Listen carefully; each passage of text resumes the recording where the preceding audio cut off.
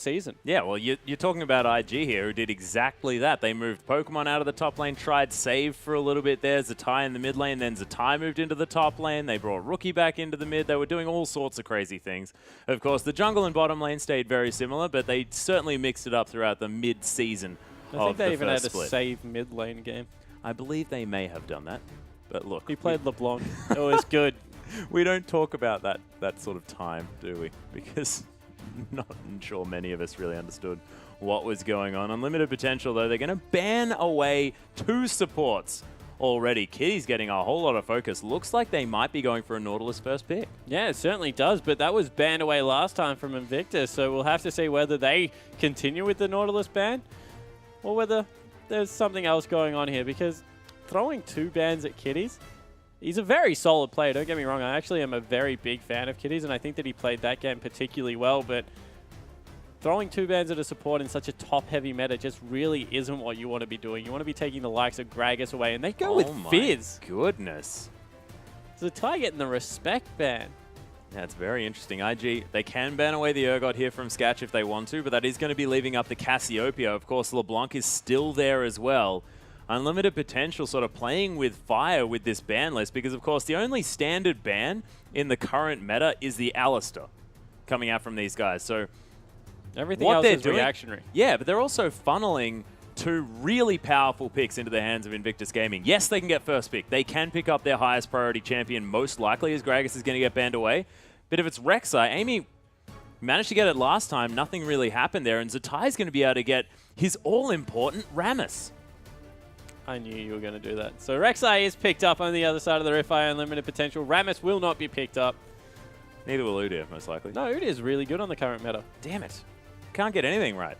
I like Udyr at the moment. If you have something like a Facilitator, something like an Orianna, something like a Lulu that can actually get Udyr in, he's pretty strong. But we see they will go something like the Nunu, like the Nautilus. Very tanky frontline coming through. Very good kite back already. If you get Kid on something that has scales well off attack speed, Vayne, Jinx, something like that. It's going to be very difficult to dive the AD carry from IG. Yeah, and we know that Kid, more than happy to pick up the Vayne as well, had a 4-0-6 or 2, I believe, performance on that champion. Definitely played well. And is now Unlimited Potential able to pick up another 2 picks. And of course, still a whole lot of high priority champions on the table. The LeBlanc, there's like a whole bunch of mid lanes that can be gone for here. So we'll see what UP decide to pick up. Yeah, and looks like they're hovering the Ziggs, and if they want to get through a mid-game, few champions nurse a team through mid-game like Ziggs does. Yeah. So they don't go with him. Not looking at it just yet. Urgot is being considered here for Sketch as well, as Punished is going to lock away the LeBlanc, so going all in. Wow, that was an insta-lock out of Kid. The Sivir being picked up, so this is the first Sivir game coming through from Invictus Gaming. Proving me wrong, I said they wouldn't prioritize it, but Urgot does well against a lot of the other AD carries. Sivir wants to be able to shove him in early and try and win the lane that way, but Rookie, he's opted into the skill matchup that is Cassiopeia versus LeBlanc, and the one thing you can do as Cassio is LeBlanc does struggle to kill you at level 4 when she has a lot of damage against other people. So you do win the extended trade, but as the game goes on, becomes increasingly difficult to deal with the outright kill potential that can be picked up by that LeBlanc. Yeah, Rookie considering the cleanse here as well in the mid lane. Although it's not going to be doing too much. Maybe can stop a chain. Nah. Yep, nah. Heart as well on the Thresh as he has just locked that one in. A couple of fairly tanky members here being picked up for Unlimited Potential, making sure they round out their lineup. Of course, any team with an Urgot is generally going to be just that little bit more tanky. Moving on to the Rift, but now with Thresh and Nah, you're going to have a massive team fight possibility. And they also have relatively good consistent damage with Urgot Nah. Nah does a lot of work, especially in mid-Nah form, so it's not going to be extremely lacking in damage, especially if something like a Frozen Mallet or the Black Cleaver is picked up, but have to see exactly how it works out. And maybe it's a top Cassiopeia in a mid-Rise? I have no idea. Yeah, look, it's a tie. Cassiopeia top does beat Nah. Cassiopeia top is also a thing, and Rise top hasn't been a thing for quite some time. But it's a Rise top, and I'm really interested to see how Zatai plays this, because this is the first professional Rise game we've seen since the changes came through. Yeah. And you're going to have to update me on them, because I read them and got confused. I read them and got a little bit confused as well. Of course, his passive Q, is heaps different now. Yeah, his Q is also a skill shot now, so I believe he gains a little bit of extra damage on his next spell. Of course, still going to be reducing the cooldowns with each spell cast, but it's slightly different. Gains a slight shield, I believe, after throwing out a few of them. But I recently played him trying to figure out how he works, and I'm still not entirely sure. All I know is his Q is now a skill shot, so it's not as easy to play, so I sort of gave up. All right, so they added range. I actually did read it pretty extensively. So they added range to the Q. Thank you for taking me through it. A little bit less AP scaling there. His E is now much more AoE focused at all points of the game. And when you get up to your 5th or 6th spell, you do augment the rest of your abilities a little bit. So thank you, Atlas, for coming through with the goods. Man. But life looks great from underneath this bus spawn, I promise you. We'll have to see exactly how it works out in the one-on-one matchup, because Nara is a lane bully, and one thing that Rise has always been is fairly squishy without items. Yeah. Gets tanky through his build path, but without items, he can be dictated to in lane and is gated by things like mana in his range. So we'll have to see whether Zatai can hold up in this 1v1. Yeah, and is it about unlimited potential potentially going for something like a lane swap? Not entirely sure, but ladies and gentlemen, let's get onto the Rift.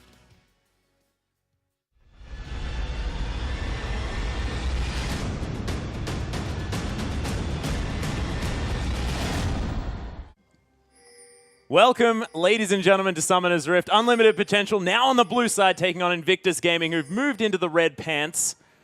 Amy is going to be setting up here, and not too many deep vision is going to be opted for, as IG look to be fairly comfortable with standard lanes. Yeah, so seeing whether they can get this Rise going. He has gone for the Doran's Ring. Of course, E scales really well off AP right now, so see whether that is to just help him shove out the lane. And overall, Invictus Gaming, they've got a little bit of a different look going here. A lot of peel coming through for Kid.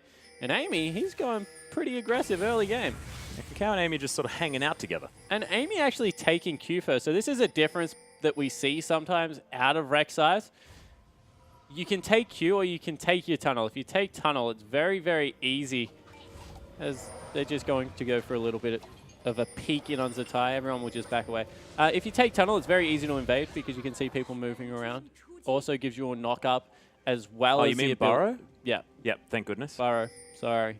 Yeah, the thing that puts you underground. Yeah, that guy. Yeah, gives you your tremor sense, gives you the ability to knock up your first camp. If you get a good leash, you actually stay a little bit healthier, but Q is a quicker clear, so we'll have to see whether Amy utilizes this Q to just farm up an absolute storm. And you can see the reason he's gone for it, because he's not getting a leash.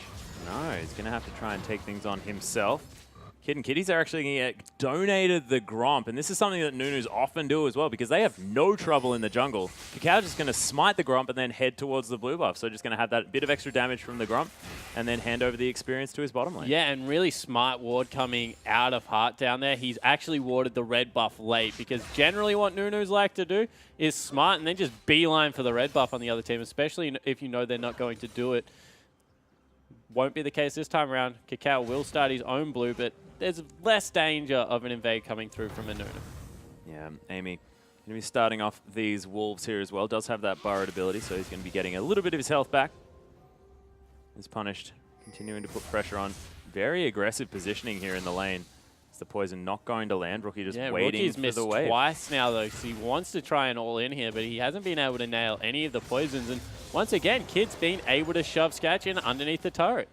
Yeah, Sketch, of course, not going to have a whole lot of wave clear early on as this Urgot, but you're exactly right. He actually has a decent amount, because you can just keep firing Qs at minions.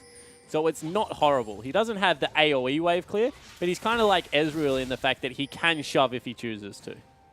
Yeah, of course. We'll see how he manages to work with his mana. Of course, now does have a massive mana pool to play around with if anything is going to go down there in that lane.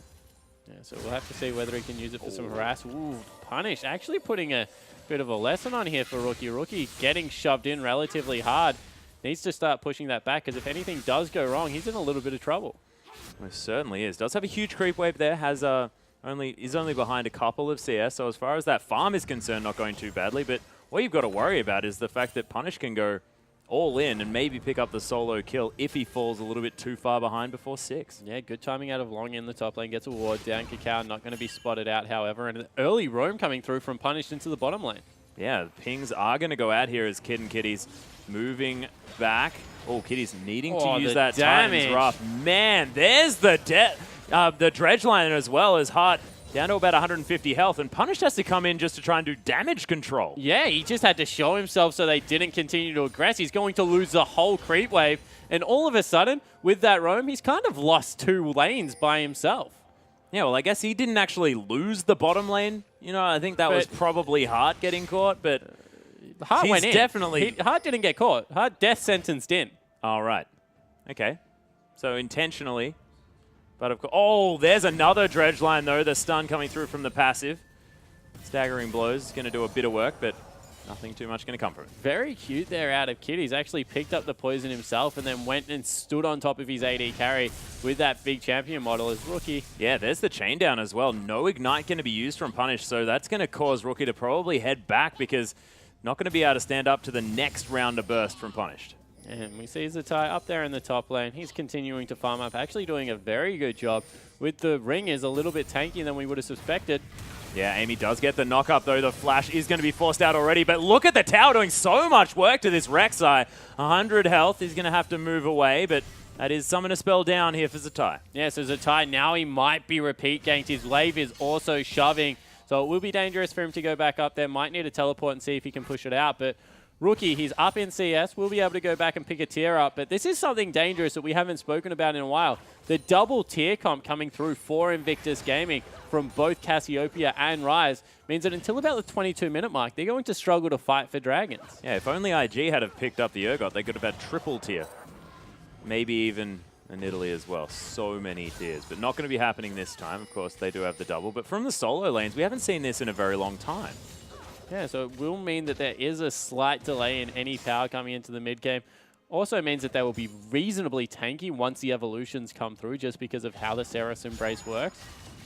Unless the Zatai goes for a cheesy mana mune in there. And really will change the pace of the game than what we saw last time. Yeah, Spell Flux is being thrown out relentlessly there by Zatai, making sure that he's stacking that tier and, of course, trying to get some damage down on these minions.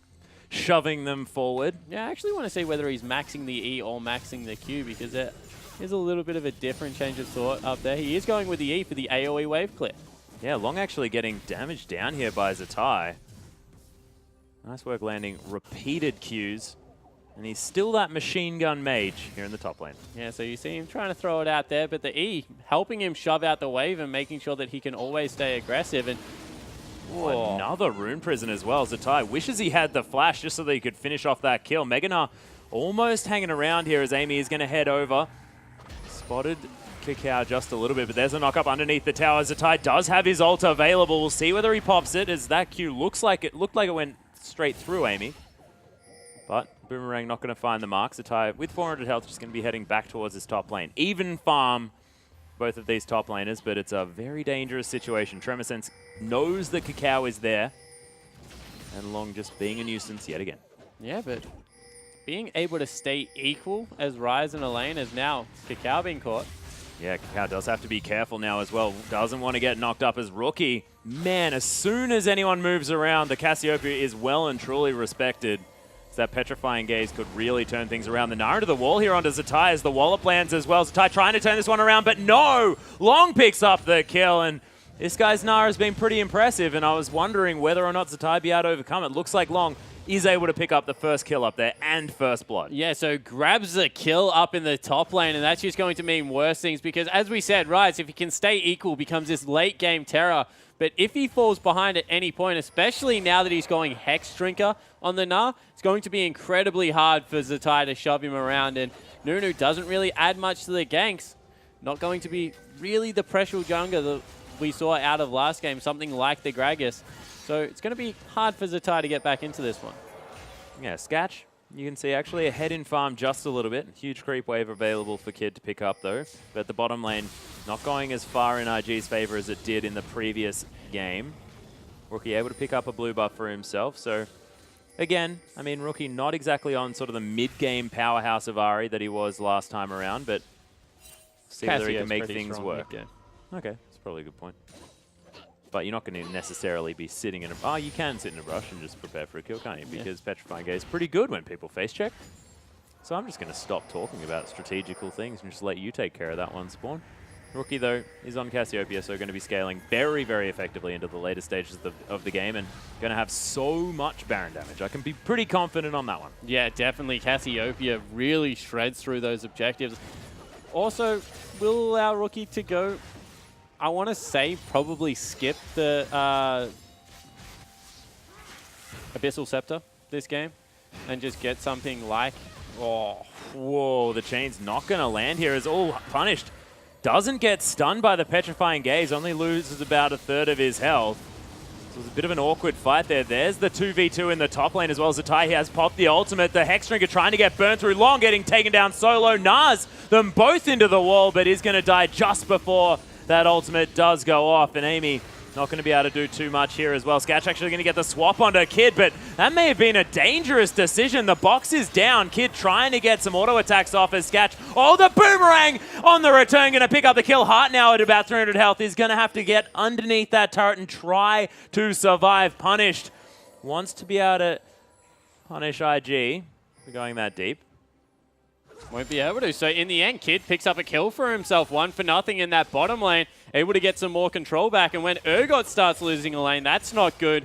We mentioned the fact that Sivir really does shove him in, gives some good things out as punish. Ooh. Oh, there's the cleanse actually popped here by Rookie. Lands the next poison. There's the Twin Fang, and Rookie with the solo kill in the mid lane makes it look easy. Yeah, and I was going to say that maybe Rookie won't go for the Abyssal, because if he does, it will be purely a laning item. And generally, Rookie just builds for teamfights and trusts himself to get through the lane. But no, picks it up, goes with the Negatron first time around, trusts his bases, and really punishes LeBlanc there for going over aggressive with the cleanse, was able to pick up a solo kill. Well, there's also the fact that, I mean, Abyssal Scepter is just a fantastic item anyway because it reduces the enemy's magic resist, but you're right. I mean, it's the only magic damage dealer on the team. Yeah, exactly right. So with Zatai, it really, as Zatai, Nunu, of course, it will help his team a lot. I definitely agree with that. Also negates a lot of the usefulness that will come out of the mid-game items, such as the Aegis of the Legions, things like that, but is a little bit of a lane investment as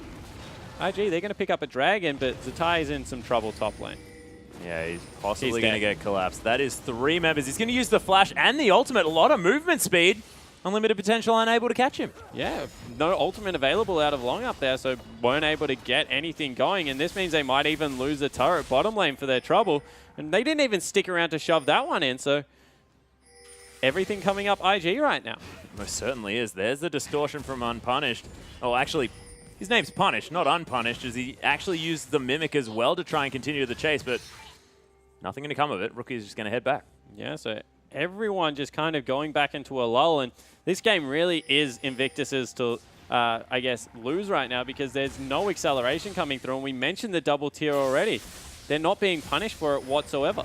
Yeah, Amy actually going to find Rookie here, who does have the flash. There's the Petrifying Gaze, going to stun up Punish there just a little bit. Uses the flash maybe a little bit late as, oh, the damage is enough from Punished, and he locks down the follow-up kill. So LeBlanc not out of it just yet. Yeah, so that's something that you would have expected a little bit earlier to come through his heart, hooks in a minion, but then really not taking advantage of the fact that they've got a Nah who right now should be able to beat out Zatai and lane, and not to mention the fact that Punished as well as Rek'Sai together should be able to beat out the Nunu Cassiopeia combo. So if they are actually coordinating their ganks properly, they should be getting ahead in this laning phase, but they're just not in any lane. Not quite able to, as Zatai has picked up a blasting wand on top of that catalyst, so very close to the Rod of Ages now as well. 13 minutes into the game with a tier and a Doran's Ring as well is very decent timing here by this top lane Rise. Only 3 CS behind, and like you mentioned, I mean, the laning matchups definitely should have been going in favor of Unlimited Potential, but at the moment, IG ahead by 800 gold. Kid now even getting on the train, he picks up some gold generation himself. Yeah, let's continue the lull. Avarice blade. Let's just stall this out for as long as possible. Make sure we're picking up some items for ourselves. And you see that Invictus Gaming, they just want to make sure that they're going for as late game as possible. Yeah, Zatai farming up as best he can underneath this turret. As I believe we do have a slight pause. Yeah, so we'll have to see whether right now, Unlimited Potential can really force the pace of this game because, as we said, double tier, now with a gold generation item on the AD carry, and up in CS, and even a couple of kills across the board means an Unlimited Potential who picked the likes of the Gnar, the lane bully, LeBlanc, Urgot. All these guys should be starting to really shove their lanes around throughout the mid game. First Dragon even went through to Invictus Gaming. Unlimited Potential haven't been able to get anything on their own terms. And, you know, you have to take a look at Amy in the jungle. Really isn't being that proactive apart from the one gank on the Cassiopeia mid lane that did net them the kill, but we need to see more of that because Nunu, he's trying to keep eyes on the jungler, but reality is that if you try and fight a Rek'Sai, especially in a 2v2, Amy should be coming out ahead. Yeah, and there's also the fact he managed to pick up the flash from the Ryze in the top lane early on in the game, but then never made it back up there. Something that you generally do is you get a flash, you note down the timer, and then you make sure that you kill them before it's back up again, and that is not something that they were able to do. Yeah, so Unlimited Potential just not able to eke anything out of Invictus Gaming. And really, credit to Invictus Gaming for staying very composed and playing their kind of a game, especially Rookie in the mid lane, who understood when he could go aggressive and picked himself up a kill. But overall, Unlimited Potential have looked for weird windows. They've gone on 2 roams now with their LeBlanc when there really hasn't been any kill potential there. They haven't been able to utilize Urgot as the lane bully initiation at all, just because of the fact that Nautilus is way too much of a presence in that lane. So look for some further deep vision to come out. This is what we spoke about last game. They need to get eyes on where Kakao and Rookie are, and then make sure that they're the ones forcing the plays and not walking into IG. Yeah, the thing that I'm thinking about, though, is the fact that IG just have so much consistent damage in the later stages of the game. As soon as, you know, Unlimited Potential are falling behind, it just raises up massive warning flags for how this game's going to go. Because when you pick 2 tiers and a Rod of Ages on your side, but you're still managing to find fights that you want, I mean, it's just not looking good. Yeah, it certainly isn't looking good. They will have a window where they've just got the ability on the LeBlanc to be able to take Cassiopeia off the map. Okay. Not to mention the fact that they've got Rek'Sai, who should add some control over there. So if they're able to pick up the next Dragon, really get it to about the 25-minute mark on relatively equal footing, they will have about a 7-minute window where they should be stronger whilst everything is stacking up, whilst they're waiting for 3 items to come through from Sivir, because you can just itemize Spectre Cow, Hexdrinker, or Gnar, and it's very hard to kill him as a frontliner. Same thing with your Rek'Sai. You get a Cow on him on top of the Cinderhulk, very hard to kill him. So a lot of the pressure is on Kid to get into a point where teams have to start building armor. So, but before that point, Unlimited Potential should be able to take it to this team comp. The problem is that they're just not looking proactive enough to try and do these things. We'll see how it does go as long. He's going to head into Mega Gnar form as the pause is over. And top lane outer turret did eventually fall down. It is going to be bottom lane outer falling as well, as IG were able to answer. So very even as far as these global objectives are concerned, as Rookie throws out some optimistic poison, and there's a decent mimic from Punish to get some damage down. Yeah, Amy looking to can jungle Kakao right now. Odd choice. It's going to be unique. I think he just helped him out. Yeah, he's got a fairly extensive tunnel network set out through his jungle, so he has been farming relatively well as Punish, getting some more damage down on Rookie, but now the calls come through from IG to just push down this mid lane. Yeah, well, Kid had managed to succeed in pushing down the bottom outer turret, so he's just going to move to the next one on the map. Punish is going to try and clear this one out as best he can, but can't manage to kill all of the minions just yet. A 4-stack of IG members in the mid lane. Just going to be answered by 3 of Unlimited Potential. And now IG going to transition this into removing the vision around the map. Yeah, Unlimited Potential doing a relatively good job this time around to keeping vision fairly neutral, however. Cow going to be able to sweep out another pink ward. Finally, Roller picked up by...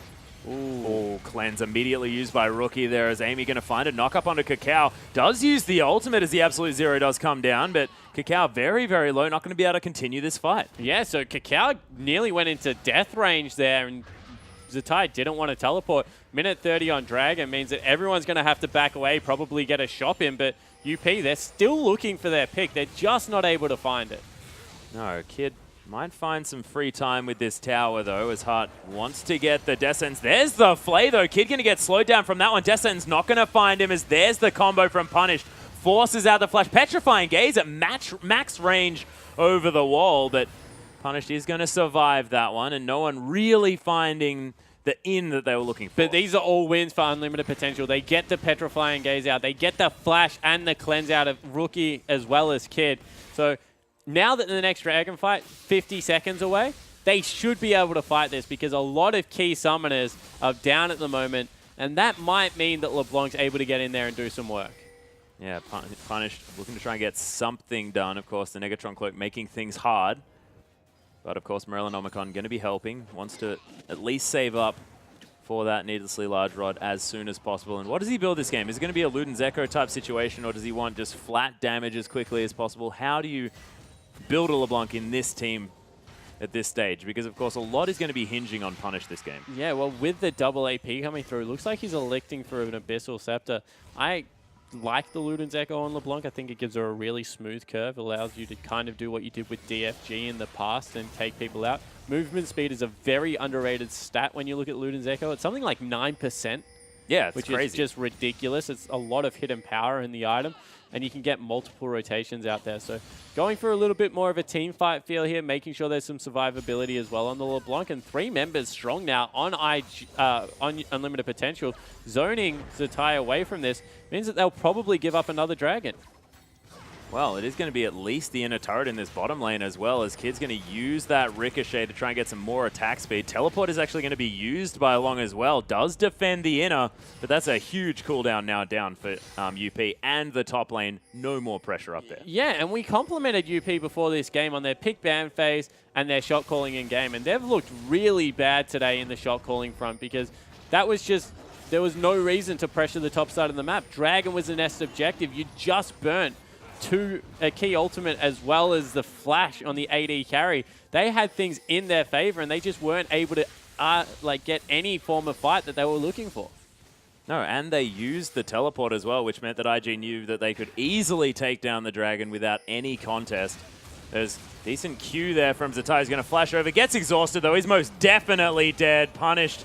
Going to be able to lock that one down. Actually, Amy somehow picked it up with, I believe, a Prey Seeker. Yeah, so Prey Seeker came through, picked that one up, but meanwhile, bottom lane turret tier 2 will go down. So they're swapping a kill for a turret. They also gave up Dragon as well. So even the wins on Unlimited Potential sides aren't really wins because Zatai, he's happy. He got the minion wave, was able to farm out a little bit more, and they won't get anything else. Maybe this mid lane turret, although they might be collapsed on from behind. They need to be careful. Yeah, IG looking to try and rotate into this one. Hart might have discovered them there as Rookie trying to turn this one around. Miasma is going to be down just trying to clear this one out. Zatai's going to teleport in. That's 5 members of IG hanging around here. Depth charge onto Amy. They're looking to try and pick something up as the dredge line from Kitty's going to split up IG a little bit. Unlimited Potential able to get out of there as Punish just distorts over the wall. He's going to be fine. So they lose bottom turret. They don't even pick up mid in response. Now they're going to lose mid. Unlimited Potential not able to get anything on this map.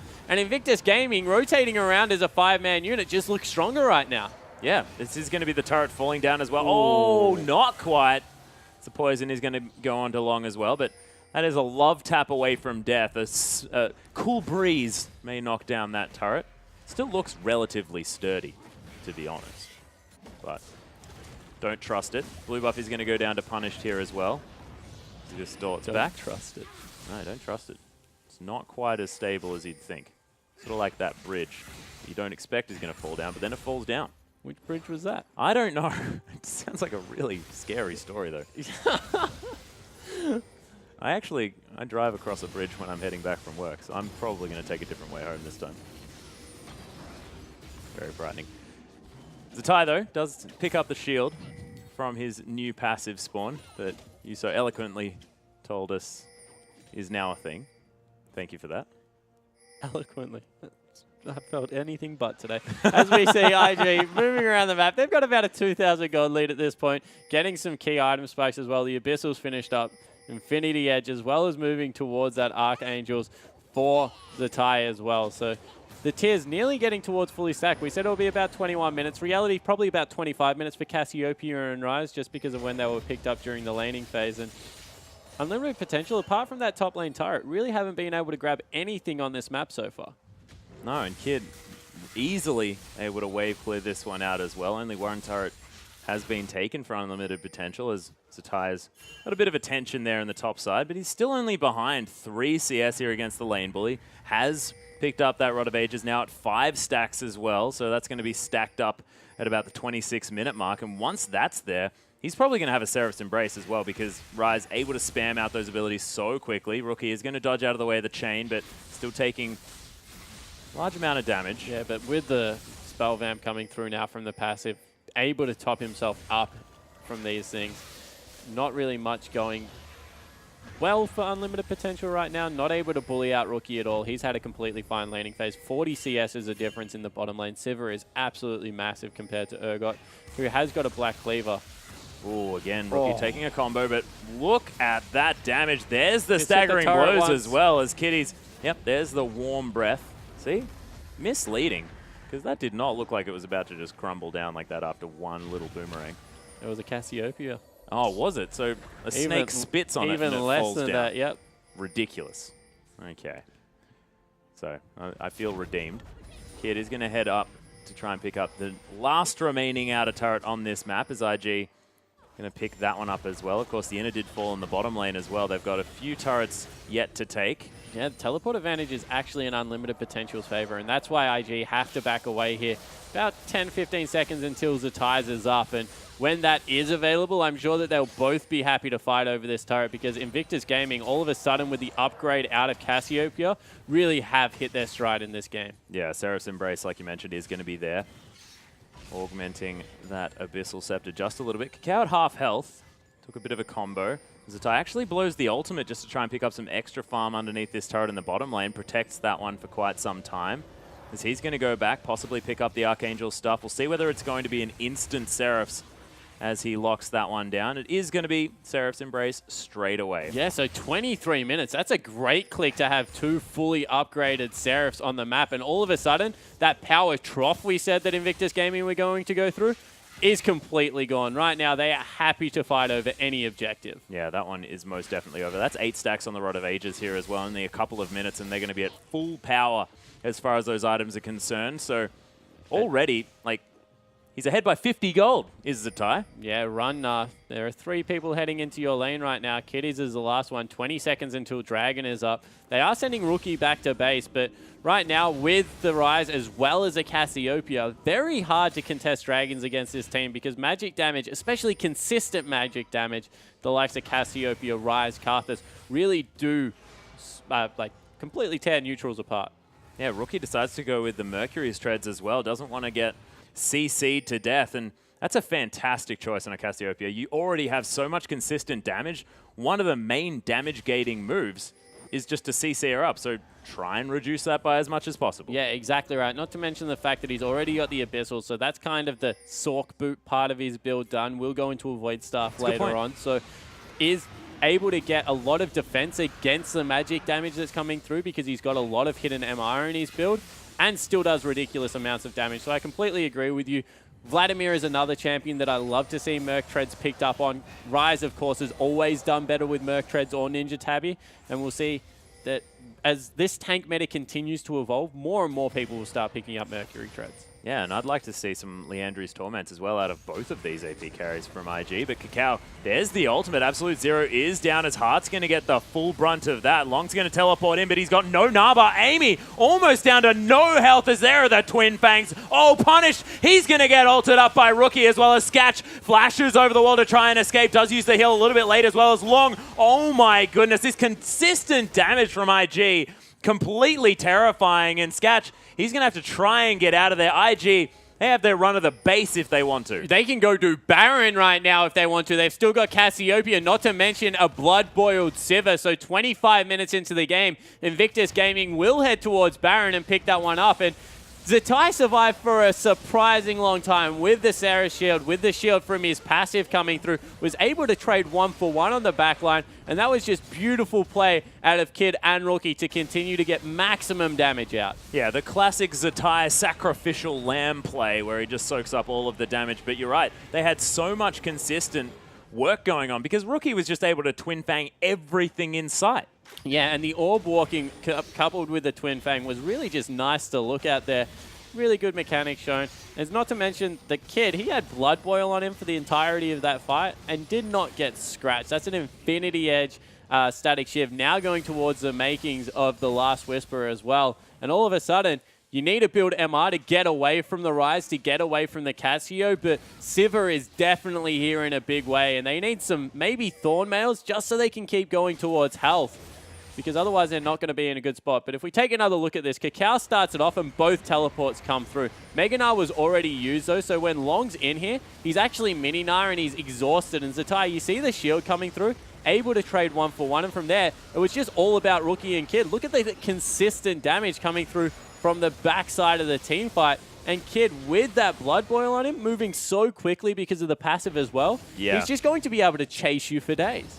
And Zatai now with that Spell Flux maxed out, as well as the Baron buff, able to push these minions up so incredibly far. Look, they're going to all crash into this inhibitor turret. The split pushing Rise doing some work at this stage. Does have his Seraph Embrace off cooldown as well, so can have access to that shield as UP going to continue to try and clear out this mid wave. No turret's going to fall just yet, but Kid is going to change that one as he heads towards the top lane to take the easy out of turret. Yeah, really smart move coming through from Kid here. Got his last Whisper, going to push down structures incredibly quickly. Maximizes Baron buff if you are in every single wave, just because Baron has so much power towards your minions. So if you can get a 1-3-1 or a 2-2 something going, they will be able to grab some structures for themselves, and they pick up 2 outers without a response coming through from Unlimited Potential. Yeah, well, that's the inner turret and the... Well, all of the top lane turrets, apart from the inhibitor one, going to fall down here for IG. So already picking up a couple of turrets for their Baron buff, making it worthwhile. 5 turrets to 2 now in favor of IG, and it's starting to look very similar to the previous game with the mid-game shutout going on from IG. Yeah, it certainly is, and it just really is them fighting when they have all the strength. Kakao being caught. Yeah, he might find himself in the wrong position, along with a fantastic timing on the Gnar. There's the Flash Gnar. Zatai going to get locked down here just a little bit. Exhaust again onto the Rises. My goodness, this damage is insane. I can see why they're focusing him. He's back to full health as well. The ultimate doing so much work. Punished, the only one alive. And... well, it seems like you just can't keep Zatai down no matter what he's playing. Yeah, 2 games in a row, Zatai really has stood up for Invictus Gaming, and all of a sudden, IG was scary enough last season when Zatai was trying to find his feet. He's absolutely burst onto the first couple of games of the season. Oh my goodness. Invictus Gaming go through 4-0. 4-0 so far. I mean, they're just creating a repeat of what they did in the first split, but now with a comfortable roster, a roster that they're pretty sure is going to be working out towards the end of this one. So I'm looking forward to seeing what IG can do now that they're looking so much better as a team. Yeah, and solid laning phase again. They had some weaker picks this time around. They needed to get the tier stacking. They needed to get the roller up there. Even Sivir against Urgot, she wins out the lane, shoves in relatively well, but Urgot should have some kill potential, but they completely had control over Amy. Credit to Kakao for keeping good vision in both games, and Invictus Gaming just rolled over them. Yeah, they most certainly did. It was quite frightening to see, and that's now, instead of just being the Orianna god coming through from Rookie, managed to turn it around, got the solo kill onto the LeBlanc there in the mid lane, just by fantastic use of the poison, made sure to never have that Twin Fang on cooldown. He's just able to eat through Punished, and despite the fact that he was against 2 different mid laners throughout this series, still looked great. Yeah, but credit to a couple of things in Unlimited Potential that I want to call out quickly. Hart still looked relatively good in those games. I think that was the first crack in their shot calling that we've seen. I didn't like their pick ban phases that much today, so I think that's something they'll go away and look at. But really, it was Long in the top lane on the Aurelia that made me start thinking they have a legitimate threat up there that I think Amy can pay a little bit more attention to. Yeah, and Long actually played quite decently on the Gnar as well. They managed to pick up at least a couple of kills onto Zatai. Maybe when he was overextending a little bit, he didn't have the greatest score at the end there, but the Rise just did what Rise does and gets towards that later stage of the game and becomes an unkillable monster that we just saw demonstrated in that last team fight. So ridiculous stuff from Invictus Gaming. We'll see whether they can continue to do it over the next couple of weeks as we move through the LPL. But ladies and gentlemen, Snake versus EDG is coming up very, very soon. Don't go anywhere.